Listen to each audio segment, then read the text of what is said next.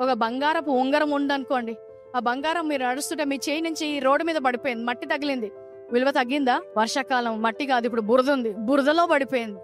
ఇప్పుడు ఆ బంగారం విలువ తగ్గిందా? వాడి కొంతమంది ఉంగరాలు వంకర పోతాయి. వంకర అయినంత మాత్రాన ఆ విలువ తగ్గిందా? కాబట్టి ఏదో ఒక పరిస్థితిలో వెళ్ళినందుకు, ఏదో మట్టి బురద నీ జీవితానికి అంటినంత మాత్రాన ఆయన నిన్ను విలువ తక్కువ చేసి చూపించే దేవుడు కాదు.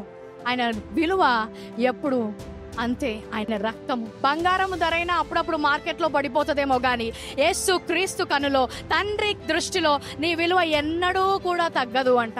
అమూల్యమైన వారు, ప్రశస్తమైన వారు, నా ప్రియమైన వారు అంటున్నారు. నీ విలువ ఏంటో తెలుసా? యేసు క్రీస్తు ప్రాణం.